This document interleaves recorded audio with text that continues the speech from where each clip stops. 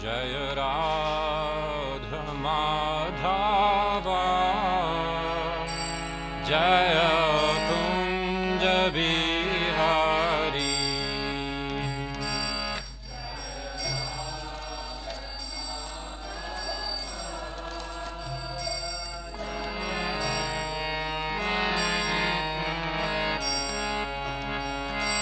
Jaya Radha Madhava Jaya Kunja Bihari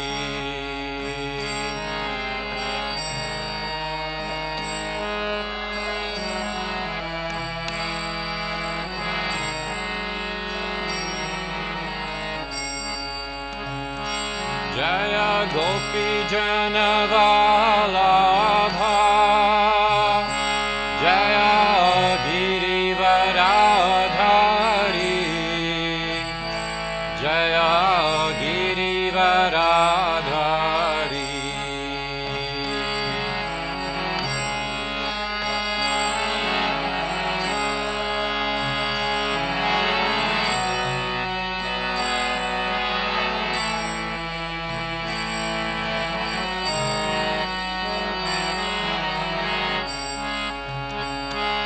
Jaya Gopi Janavalabha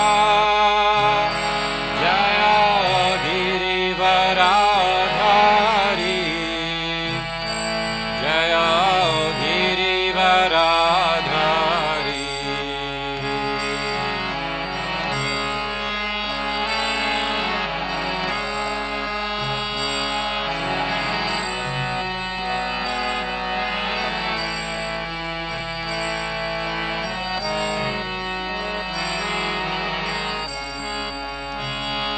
Jaya Yashodanandana Jaya Braja Janaranjana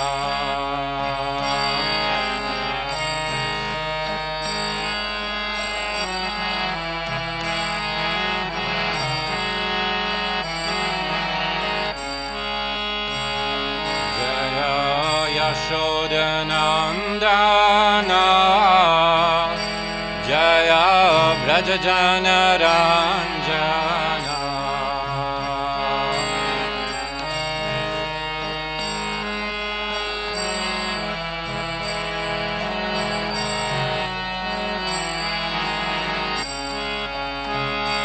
Jaya Yamuna Tiravanachari Jaya Kunja Bihari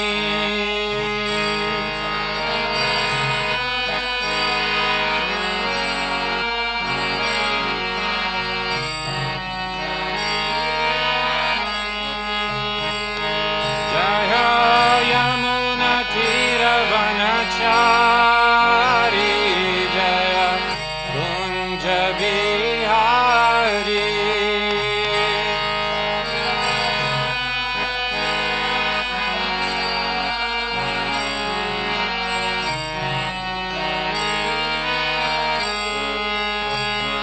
Jaya Radha Madhava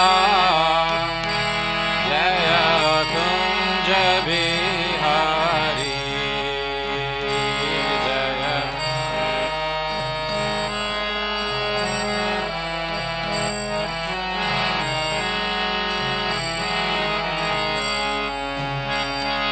Jaya Radha Madhava Jaya Kunja Bihari Jaya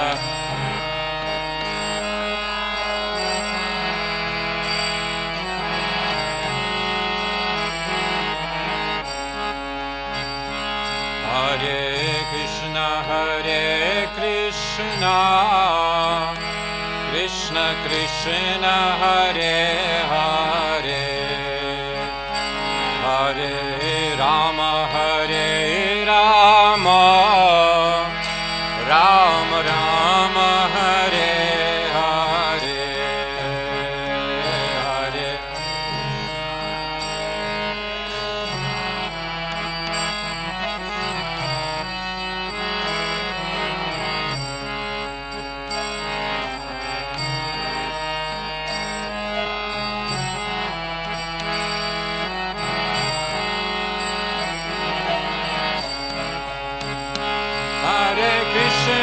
Hare Krishna, Krishna Krishna, Hare Hare, Hare Rama, Hare Rama, Rama Rama, Hare Hare.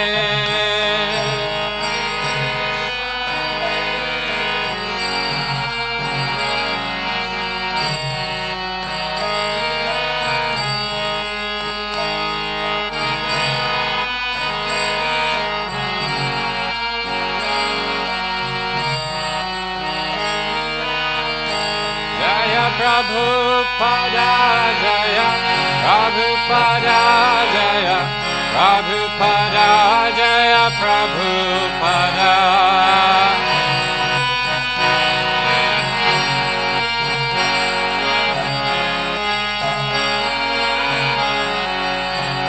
Jaya Prabhupada, Prabhupada, Prabhupada, Jaya Prabhupada.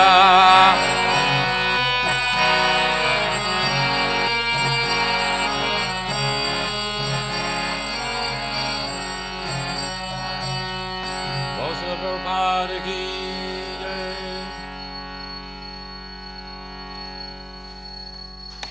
Jai Vishnu Pada Paramahamsa Parivrajakacharya Tata Sat, His Divine Grace. A.C. Bhaktivedanta Swami Srila Prabhupada ki jai. Namacharya Srila Haridas Thakur ki jai. Bol Sri Krishna Chaitanya Prabhu Nityananda Sri Advaita Gadadhar Shvasati Gaura Bhaktavinda ki jai. Bol Granth Raj Srimad Bhagavatam ki jai. All glories to the assembled devotees. All glories to the assembled devotees. All glories to the assembled devotees. All glories to Sri Guru and Gauranga. All glories to Srila Prabhupada.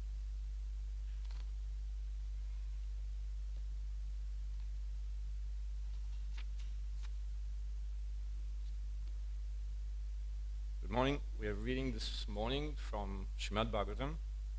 We are in Canto 3, Chapter 17, Text 17 and 18, as I'm scheduled to speak on 2 verses. And also, it is the auspicious day of passing of Srila Haridas Thakur. So through this class we will try to see.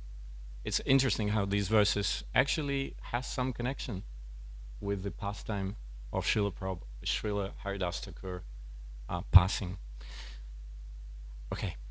Om Namo Bhagavate Vasudevaya. Om Namo Bhagavate Vasudevaya. Om Namo Bhagavate Vasudevaya. Okay, so we have the verse on the board. We'll chant responsively. Divi Sprishau Hema Kirita Kotibhi. Divi Sprishau Hema Kirita Kotibhi. Divi Sprishau Hema Kirita Kotibhi. Nirudha Kashtau Sfurad Angada Bhujao. Nirudha Kashtau Sfurad Angada Bhujao. Nirudha Kashtau Sfurad Angada Bhujao. Okay, next line. Gam Kampayanto Charanai Pade Pade. Gam Kampayanto Charanai Pade Pade. Gam Kampayanto Charanai Pade Pade. Katya Sukancha Arkam Atitya Tasthatuhu Katya sukancharkamatityatasthatu Katya sukancharkamatityatasthatu.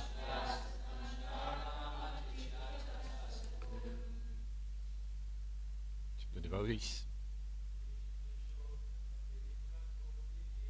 Devi sprishau hema kirita kotibhi nirudakashto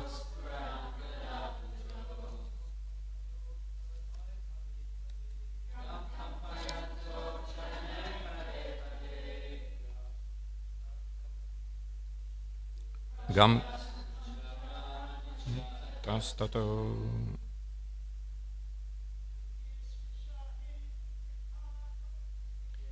Divi sprishau hema kirita kotibhi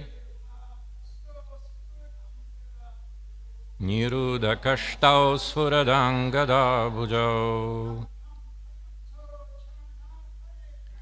gam kampayanto charanai pade pade katya sukancharkamatityatasthatu.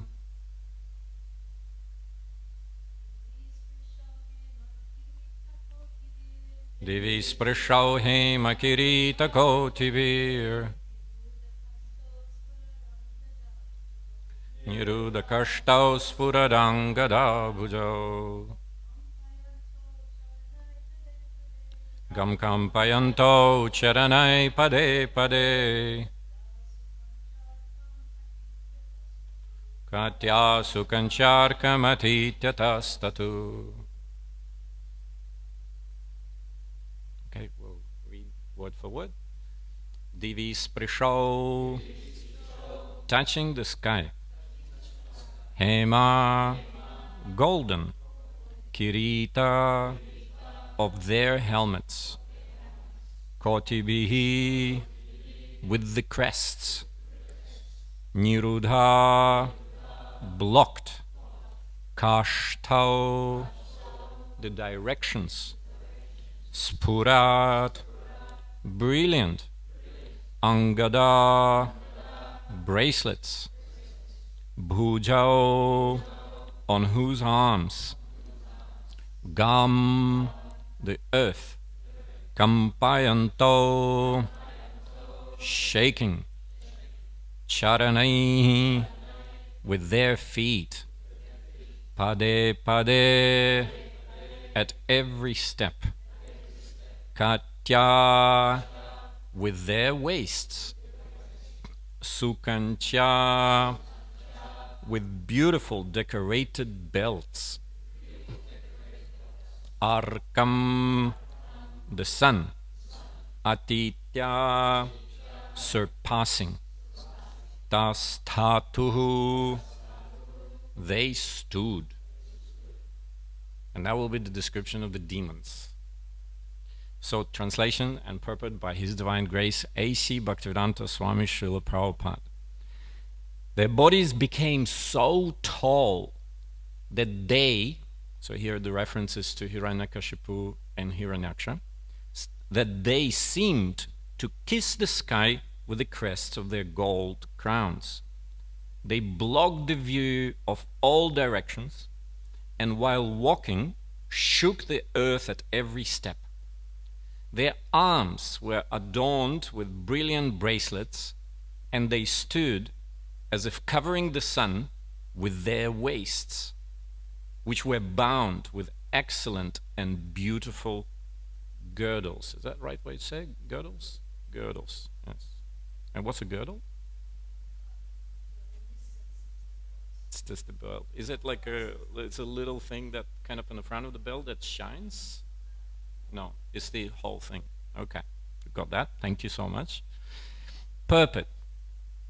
In the demoniac way of civilization, people are interested in getting a body constructed in such a way that when they walk on the street, there's a humor in this purport. So what Srila Prabhupada says that when they walk on the street, the earth will tremble, and when they stand it, it will appear that they cover the sun and the vision of the four directions. If a race appears strong in body, their country is materially considered to be among the highly advanced nations of the world. Now we also have text 18, as these two verses are combined, and in some way the subject of the sentence, because Hiranyakashipu and Hiranyaksha are not mentioned here, just the descriptions here. So Hiranyakashipu and Hiranyaksha are mentioned in the verse before and in the verse after. So it could be as one very long sentence as such, with many descriptors. So we'll read text 18. The text says, Prajapatir namatayora karshit yaprak svadehad yamayora jayata tam vai hiranyakashipum vidu praja yam yam hiranyaksham asuta sagrata. Translation. Kashyapa, Prajapati, the creator of the living entities, gave his twin sons their names. The one who was born first, he named Hiranyaksha, and the one who was first conceived by deity, he named Hiranyakashipu. So both were kind of first, because it's difficult with demons. They always want to be first. So both are kind of first. And the purport here explains that technicality. Purport. There is an authoritative Vedic literature called Pinda Siddhi, in which the scientific understanding of pregnancy is very nicely described.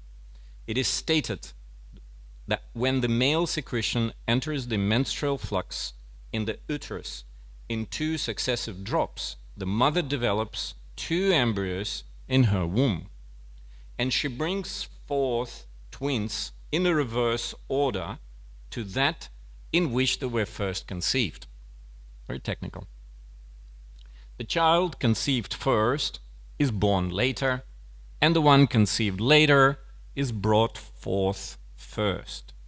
The first child conceived in the womb lives behind the second child, so when birth takes place, the second child appears first. You guys still following? I can see people are reading, so it's a bit easier when you read.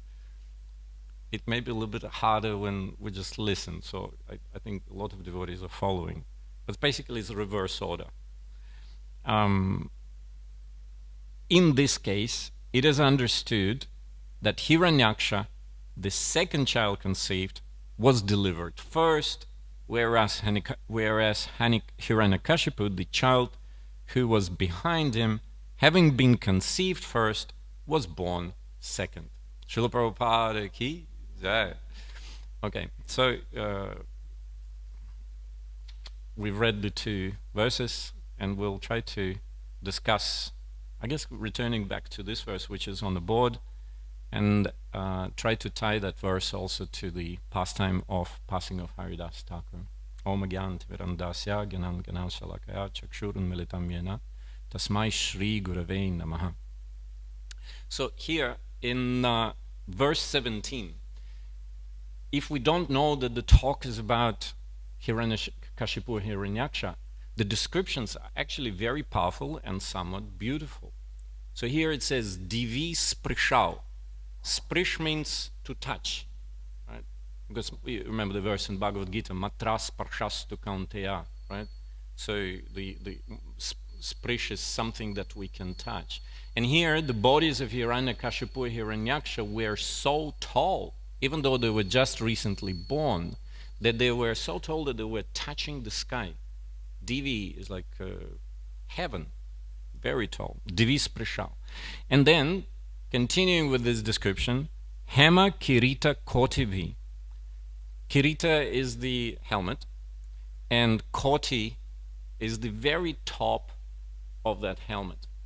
And Hema means gold, so it was shining, it was very beautiful. So they were touching the sky with the tip of their helmets. But more so, Nirudha Kashtau. Now, Kashta means a direction. So there are 4 directions, the east, the west, the north, and south. Right? Actually, kashta comes from the word sta, like where you stand. And ka is actually a question. So where do you stand? It's a kind of a name for direction, for space in Sanskrit means, so whereabouts are you? Kastha. So it becomes kashta. But here, Hiranyakashipu and Hiranyaksha with their bodies, they were nirudha kashto. It seemed like they were blocking all the directions. So they were really everywhere. People could see them. Sfurat angada bhujao. And their hands, their bhuja, were decorated with angada. Do you guys know what angada is? The bracelet, right? Sfurat. And this bracelet was also very shiny, very beautiful. More description is there. Gam kampayantau. Gam means the earth. And kampayantau means that they were moving with every step, and with them moving, the whole earth was trembling. Charanai pade pade gam kampayantau. And then the last description over there is katya sukancha. So you have the waist, kati, and sukanchi. Sukanchi, that's the decorated, beautiful belt, because Srila Prabhupada names it as girdle. Arkam atitya tastato. And then it said that the beauty and the shining from this belt was so strong that it started to kind of overpower the sun. Now, we have similar descriptions in Mahabharata when the talk is about Arjuna. There is that pastime when, at the very end of the exile, when Duryodhana and the company, they thought, okay, how do we find Pandavas, because 14 years are over, and if we don't find them now, then they will come, and based upon whatever the promises were made, they will need to take over their kingdom. But if they are found in that last year, then the exile period will continue for another 14 years. So that at that time, remember, all the Pandavas were in disguise in kingdom of Virata, and Arjuna was Angada. It's another name for Arjuna, so the word Angada is also here. Why was Arjuna Angada? Because he had lots of bracelets, so Angada, right? Lots of bracelets. So here's the Angada, and there is Angada. Angada here refers to Hiranyakashipu and Hiranyaksha, but Angada there refers to Arjuna. And also when, kind of at that point, when Duryodhana and the whole company were seeming to be quite aggressive, I think they stole the cows of Virat, stole all the animals. Then Arjuna thought, I need to step into the battle. So he was the last one. The other Pandavas, they already went into the battle, and the battle was kind of going very hard, wasn't easy. And Arjuna was the last one to step in. And the descriptions there in the Mahabharata also have the same, pretty much the same words.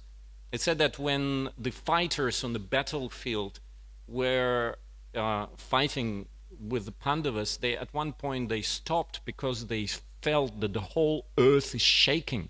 So here we've got Gam Kampayanto. The earth was shaking because Hiranyakashipu and Hiranyaksha were coming. But there the earth was shaking because it was Arjuna who was coming forward, right? Even the twang of his bow was resounding and everybody felt fear. He was very beautiful, he was very strong. Now there's a difference in those two descriptions. These descriptions here, they pertain to the demons. And Srila Prabhupada in the purport very strongly says that this is the sign of what is so called an advanced civilization, where the focus is on the body.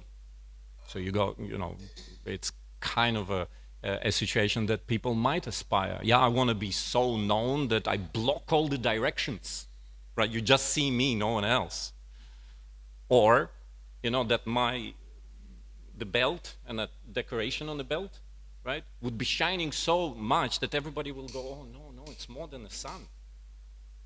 right? Or divis prishao, that I'll be so strong and so tall that I'll be touching the sky. Right? So there's a lot of focus on these, so to say, material features, but they are all limited to the body. They are the outward direction. Yet Arjuna had the same characteristics, but those were inward direction. There is a vast difference between the descriptions of Arjuna and descriptions of the demons here. These descriptions here are material. They are not in relation to Krishna. So there is that beauty, there is that strength.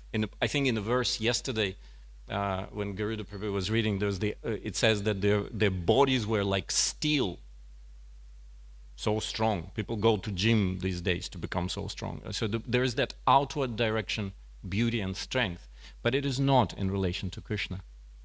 In Arjuna's case, same descriptions, but it is in relation to Krishna. And that's why that beauty becomes real. In Bhagavad Gita, there is that verse, na sato vidyate bhava, na bhavo vidyate sataha. It's in the 2nd chapter, where it says that na sato vidyate bhava, that which is asat.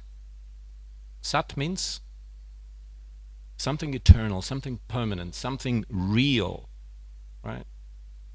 Na asato vidyate bhava. So the things which are changing, which are temporary, it's kind of two words pretty much mean the same thing, because sat and bhava, sat comes, when the description of the verb sat is bhusattayam, which means that bhava means existence or being, and sat also means existence and being. So in a sense, the verse says that of those things which are non-permanent, asat, those things which actually don't exist, they don't exist. They don't matter, abhava. But na sato vidyate bhavo, na bhava vidyate sata. But those things which are real, those things which are sat, they do exist, they do endure. They are real. They are the matter of one's attention. So for Arjuna, these descriptions would be real. Why? Because they're in relation with Krishna. But for the demons, they're very artificial. There's even there's these two directions. One direction is the outward, and one is the inward. There's even a modern theory, it's called goal orientation theory. It's an educational psychology. People study that if the goals that people set are directed outwards, and what would be an example of an outward goal? Oh, I want to have a body that will touch the sky. Or I want to have a belt that will shine so much everybody will go blind. Right? So they're outward directed goals. Because the numerous empirical studies were conducted with children that when the goals are set and they're outward directed goals, then it actually causes the decrease in one's well-being.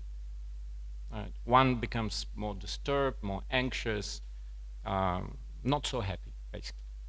But yet, if those goals are inward, what would be an example of inward goal? Yeah, character or growth or development or thinking. There's a lot of focus also on what is it that I can do with my skills for the benefit of the society, for the benefit of other people. And that's considered to be an inward goal. And once again, the empirical studies show that people who set goals which are inward directed, they increase one's well-being. People are more settled, more happy, more they're just better. They're better. But there's a lot of empirical studies that are done, but in Srimad Bhagavatam, this is all very much described. And it's been there as the knowledge for thousands of years. Now here, this description of the bodies of Hiranyakashipu and Hiranyaksha comes in a stark difference to the passing of Srila Haridas Thakur.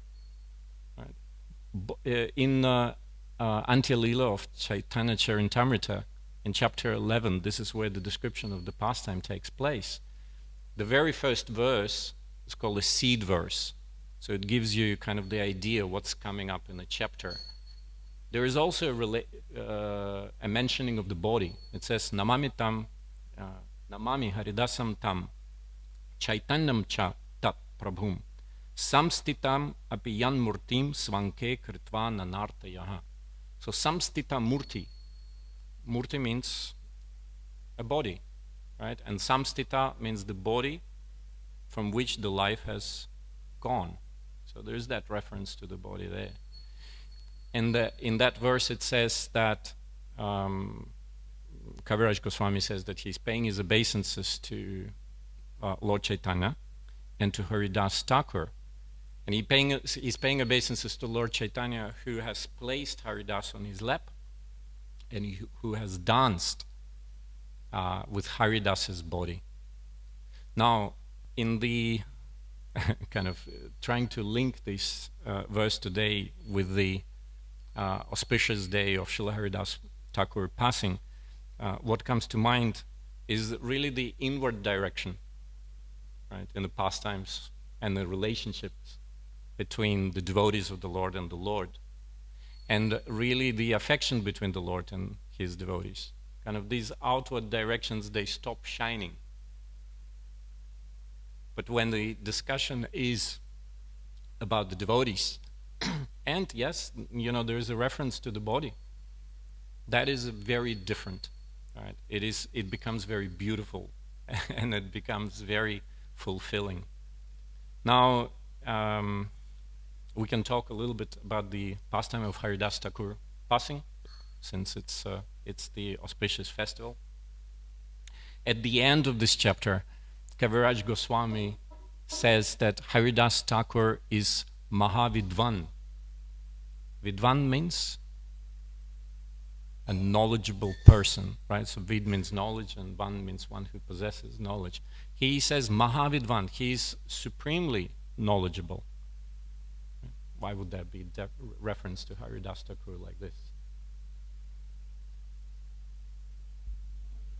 He was Namacharya. Right? Srila Prabhupada in the purport there says that he's knowledgeable because he knew how to get out from all of this. He knew how to get out from the material world and, join Krishna. He is Namacharya. And within this chapter, as the chapter begins, Kaviraj Goswami begins to glorify, as he always does in Chaitanya Charitamrita, in the chapters, he begins to glorify Lord Chaitanya, begins to glorify his devotees. But if we read through those verses, the glorification is actually very interesting, because when Kaviraj Goswami glorifies Lord Chaitanya, he uses the names which point out to Lord Chaitanya's relationship with his devotees. So they are very relationship-based names. He says, Jaya Jaya Shri Chaitanya Jaya Dayamoya Jaya Dvaita Priya. So he prays to Lord Chaitanya, and he says, Lord Chaitanya is Advaita Priya. And Advaita Priya means? He's very dear to Advaita, right? So he's pointing to that relationship between Lord Chaitanya and his devotees. Then he goes, Nityananda Priya Jaya. And Nityananda Priya means?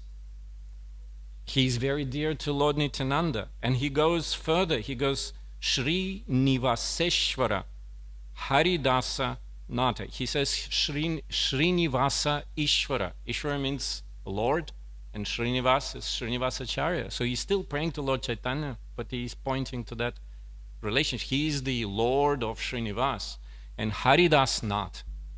He is the Lord of Haridas. Then he goes on, he says Kashi Priya. He is the beloved of Kashi Mishra. And Jagadananda Praneshwara. He is the life and soul of Jagadananda. Jaya Rupa Sanatana Raghunatheshwara. And Lord Chaitanya is also the Lord of Rupa Goswami, Sanatana Goswami, and Raghunath Goswami. So there's a whole series of verses there where that sweet, beautiful relationship between Lord Chaitanya and his devotees are really accentuated. And then Kaviraj changes that. So then he begins to glorify the devotees. And how does he glorify the devotees? It's kind of the opposite. So he was glorifying Lord Chaitanya showing the relationship that Lord Chaitanya has with the devotees. And when he glorifies the devotees, he shows what relationship the devotees had with Lord Chaitanya. So he starts with Nityananda Chandra Jaya Chaitanyera Pran. So first he glorifies Lord Nityananda. But how does he do it? He says Chaitanyera Pran. Prana means life. Life of Chaitanya. He said he is the life of Lord Chaitanya. Then he glorifies Advaita Acharya. And he says that Jaya Advaita Chandra Chaitanyera Arya. So he says all glories to Advaita Acharya, but then he says Chaitanyera Arya. Arya means elder. He is older than Lord Chaitanya.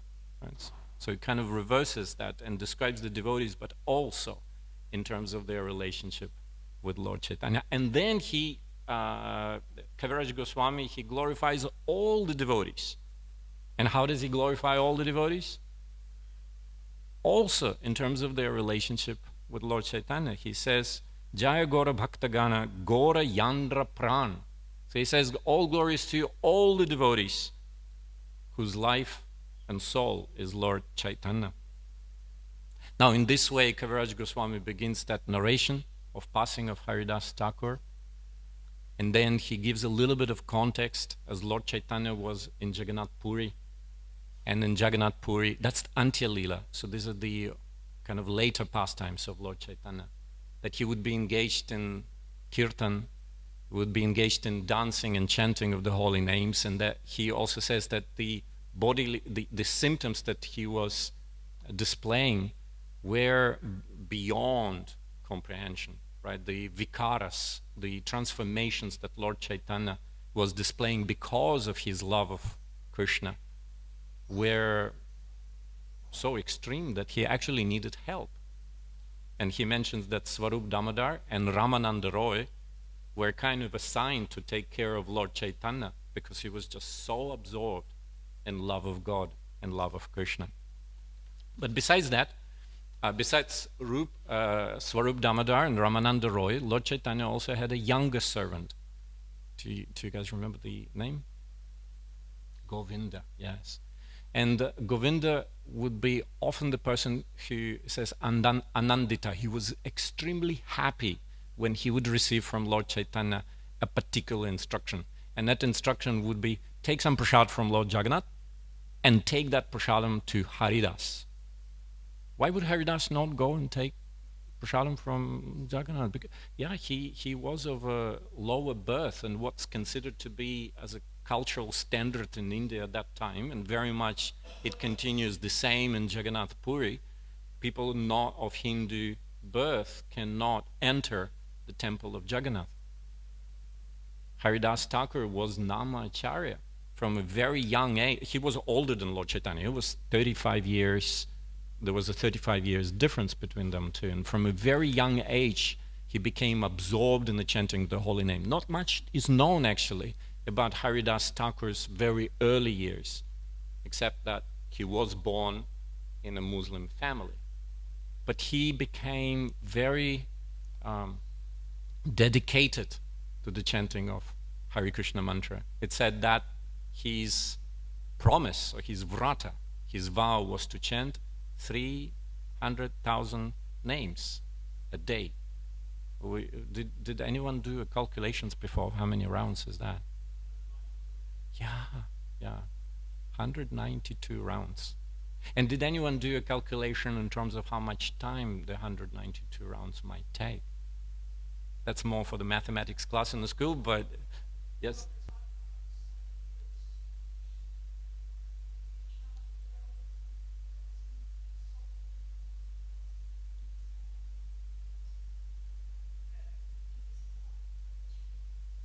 Right. Okay. I was doing the calculations in terms of kind of 7 minutes around. A really fast one. Hare Krishna, Hare Krishna, Krishna Krishna, Hare Hare, Hare Ram, Ram Ram, Hare Hare. It came to about 20 hours. It came to about 20 hours. But of course, if it's like, but still 20 hours, there's only 4 hours remaining. And Haridas Thakur wouldn't eat anything until he finished his rounds. Namacharya. He was absorbed in the chanting of the holy names every single day. So on that day, Govinda came to Haridas Thakur. And when he came to the place where Haridas was, then he saw something that kind of saddened him or alarmed him. Because Haridas, instead of chanting Hare Krishna, Krishna Krishna, Hare Hare, Hare Ram, Ram Ram, Hare Hare, he was chanting very, very slowly, manda manda. And also he wasn't sitting. At this point, Haridas was lying down. He was chanting very slowly. And Govinda, being a young chap, he sees the older person and says, "Get up, get up, get up! Haridas, get up! You know, I brought you some Mahaprasad." Well, young people do that to older people. "Come on! You know, here's Mahaprasad for you." But Haridas said, "I cannot take any prasadam because I have not completed my round." So Haridas would go there. They all knew that Haridas takes a certain period of time to chant his round, so Govinda would come there with prasadam around that same time. And Haridas said, "No, I will have to fast today because I did not finish my chanting." And of course, then there is that famous dilemma in Chaitanya Charitamrita, which is, well, you know, if someone brings you Mahaprasadam, you can't actually refuse, and yet there is also a vrata, the vow that you made, that you cannot eat until you finish chanting. So what do you do? Yes, accept it. So he says, Ekarancha. In Chaitanya Charitamrita says that he's just taken first Haridas, he paused his chanting, he offered his pranams to Mahaprasadam from Lord Jagannath, and he just took a little morsel, and then he continued with his chanting. Now Govinda went back and told Lord Chaitanya what he saw. He said Haridas was chanting very, very slowly and he was lying down. So the next morning, Mahaprabhu assembled the devotees and they all went to Haridasatani, the place where Haridas stayed. And when he came over there, Mahaprabhu asked, "Susta how?" Sta means like situated, and su means well situated, right? Susta, is it, are you good? Are you well, Haridas? Susta how? Do you remember what Haridas said? It was, yes. Yes, susta how? He said, Sharira susta. He said, body is fine. But, he said, asusta buddhi and man. But my mind and intelligence, they are not. Why did Haridas say that? And Mahaprabhu immediately inquired, said, Kon vyadhi. It's almost like the doctors actually trained also to ask people to say what is it they're feeling and what's happening. So Mahaprabhu said, Kon vyadhi, what is your disease? What, nirnaya, in your own ascertainment, in your own thinking, what's wrong? And Haridas said, I have one disease, and my disease is that I cannot complete my rounds. He says, my disease is that I cannot complete my rounds. And it's a very short purport of Srila Prabhupada, where he says, if one cannot complete the fixed number of rounds he is assigned, he should be considered to be in a diseased condition of spiritual life. And here Prabhupada speaks that people who are serious practitioners, the sadhakas, right, they do have a certain number of rounds that they commit to chant, and here in this purport, Srila Prabhupada speaks about him assigning to all the devotees the 16 rounds, and that if one cannot complete the rounds, then maybe the spiritual health is not so good and the person needs to be taken care of. We need to help that person to get better. But what does Mahaprabhu tell to Haridas? He says, no, you should get better, complete your rounds. No, he says, Haridas, vridha hoila. Now, could be, it can be interpreted in two ways. Vridha means old. Yeah, Haridas, you're old. You know, you don't need to chant. Alpakara is a chant less. You're old. But the word old, vridha means also grown. It can also mean evolved, right? It can also mean, and here in the next line, Mahaprabhu says, Siddha Deha Tumi, that your body is Siddha Deha, that you have achieved perfection. And if you have achieved perfection, then why do you need to engage in sadhana bhakti? He says, Sadhane agraha kene kara. Why do you have to continue. You don't need to. You can chant less. And then Mahaprabhu glorifies Haridas, and he says that you have fulfilled your duty. You have preached the holy name. Remember that Nadia Godrum and Nityananda Mahajan, that song about that Nityananda and Haridas went on preaching tour. Right? And Haridas is older at that time, and Nityananda is younger. But he was committed to preaching. He's committed to spreading the holy names of the Lord. And Mahaprabhu tells him that you have completed your duty. Right? You can just chant less. What did Haridas say? Yes, thank you very much. I'll chant less. He turns around that conversation. It's almost like I got Mahaprabhu's attention. And he says, oh, I've got to ask you something. Shuna Mora Satya Nivedana. So my true Nivedana. Satya Nivedana means my true desire. Yeah, all this chanting more, chanting less, all things like that. It's a valid conversation, but I have a true Nivedana. And what does Haridas say? For a few verses, he shows his humility. He tells to Mahaprabhu that I am adrishya, asprishya. We already had the word sprisha over there, right? Touch the sky, right? So that's the verse here. But when Haridas speaks about his body, and that's what I was thinking, there is such a stark difference between the description of the demons here, what they think, and what Haridas was thinking of himself. He says, asprishya, I cannot be touched, right? Adrishya, more so, I shouldn't be even seen. Raurava haitakadi, I should actually be in Raurava. From Bhagavatam we know that Raurava refers to, hellish planets. The literal translation is where people cry. It's a hellish place. But he said, More Vaikunta Charila, but you, my Lord, you have uplifted me to Vaikunta. And More Angikara, and you have also accepted me. Angikara has the same meaning as Svikara, which means you made me my own. Right? You've accepted me. You are so merciful.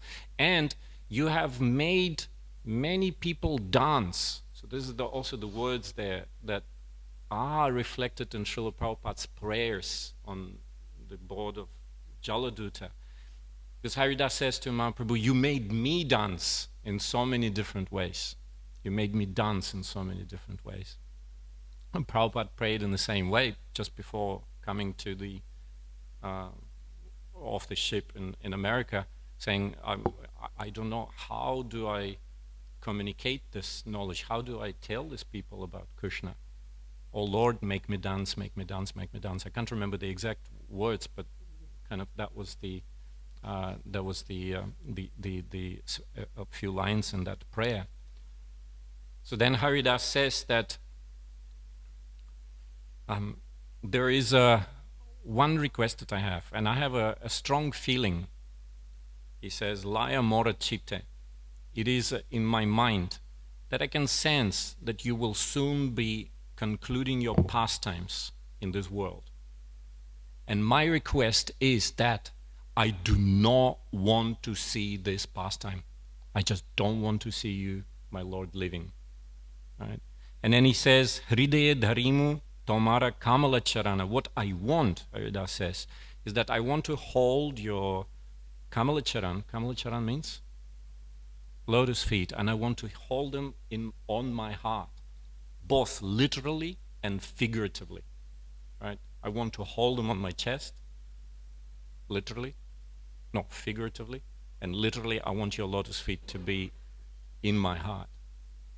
And he says, Naina dekimu tomara chanda vandana, and I want to see your lotus face, and I want my body to fall in front of you in this way.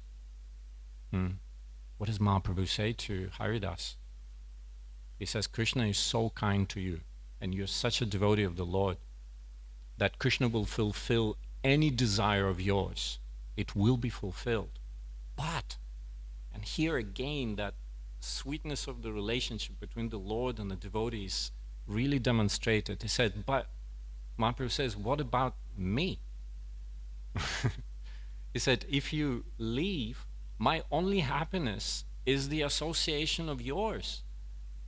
Right? And if you leave, how are you going to leave me? So amazing. This loving relationship between the Lord devotees is overwhelming. And then Haridas says, oh, Maya, how does he say it? Nakariya Maya. What does Maya mean? Illusion. Yeah, exactly. He tells Mahaprabhu, don't make this illusion here. He said, I am very small and very insignificant. He said, what will be the difference if one ant dies? Or one kita. Kita means insect. If one insect dies or one ant dies, what difference will it make? You have so many wonderful devotees who are fit to sit on my head. Right? Who are fit to sit on my head. So Haridas prays in this way. And Mahaprabhu, at one point, he embraces Haridas, and then he leaves to only come back the next day. And I know I've kind of ran out of question time. I've got 3 minutes before the allowed time. It's 8:30, right, to finish the class.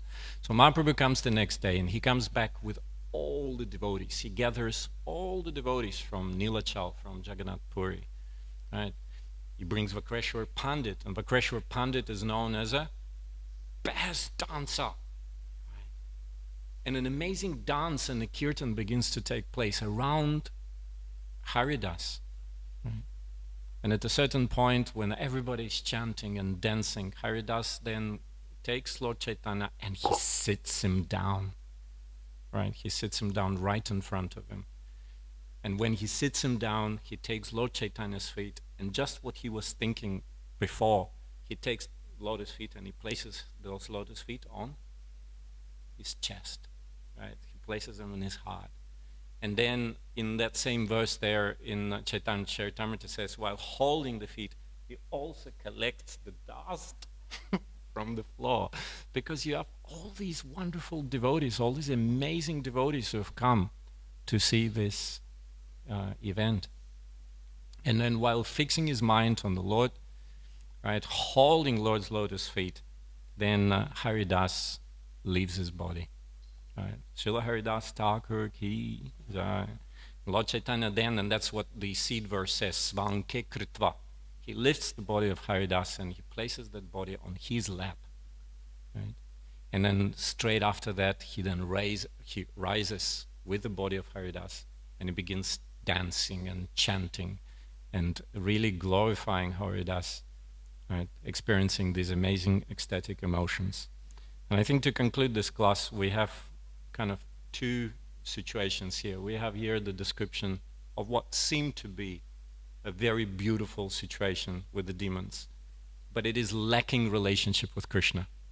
And on the other hand, we have descriptions of Haridas, right? And that relationship is fully connected, like he is fully connected with Krishna, and that's why things become very beautiful. Thank you very much. Srila Prabhupada ki jai.